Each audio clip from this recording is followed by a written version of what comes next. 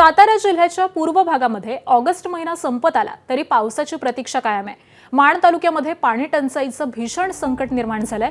मानगंगा नदीचं पात्र कोरडं पडलेलं असून 29 गावांना 30 टँकरद्वारे पाणी पुरवठा सुरू आहे। टेंभू योजनेतून तातडीनं पाणी सोडून 16 गावांची पाणी टंचाई दूर करावी, त्याबरोबरच महाबळेश्वर वाडी या तलावासह परिसरातील बंधारे तातडीनं भरून द्यावेत, अशी मागणी जिल्हा परिषद सदस्य आणि ग्रामस्थांनी जिल्हाधिकाऱ्यांकडे केली आहे। याचाच आढावा घेतलाय आमचे प्रतिनिधी वैभव बोडकेंनी।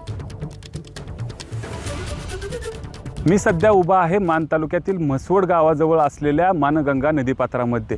ऑगस्ट महिन्याची 21 तारीख उजडली तरी या ठिकाणची गंभीर पाण्याची परिस्थितीचं भीषण दृश्य मी तुम्हाला दाखवत आहे। हे संपूर्ण मानगंगा नदीचं नदीपात्र आहे। ऑगस्ट महिन्यात हे नदीपात्र पाण्याविना कोरडं पडल्याचं चित्र पाहायला मिळते। सध्या मान तालुक्यात 29 गावांमध्ये तब्बल 30 टँकरद्वारे पाणी पुरवठा केला जात आहे।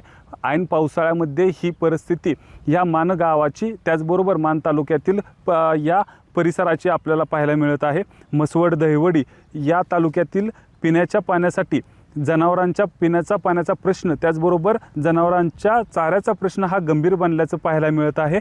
त्यामुळं या भागातील जिल्हा परिषद सदस्य आणि ग्रामस्थ यांनी जिल्हाधिकाऱ्यांकडे टेंबू योजनेतून तातडीने पाणी सोडण्याची मागणी देखील केली आहे। 16 गावांचा जो टेंबूच्या पाण्यावरचा प्रश्न आहे तो देखील अद्याप मार्गी लागला नसल्यामुळे या गावातील शेतकरी त्याचबरोबर सर्वसामान्य माणूस देखील चिंतेत असल्याचं पाहायला मिळते।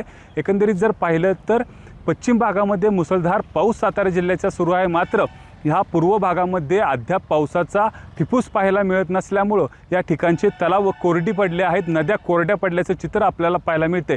हीच परिस्थिती आत्ता ऐन पावसाळ्यात आपल्याला पाहायला मिळते। तर येणाऱ्या पुढच्या वर्षामध्ये ही परिस्थिती कशी असेल याचं दृश्य जर आपल्याला पाहायचं झालं तर अत्यंत गंभीर स्वरूपाचं असू शकतं, अशी शक्यता देखील या ठिकाणचा शेतकरी आणि सर्वसामान्य माणूस हा व्यक्त करताना पाहायला मिळतोय। कॅमेरामन ओमकारसह वैभव बोडके, एबीपी माझा, म्हसवड, सातारा। एबीपी माझा, उघडा डोळे बघा नीट।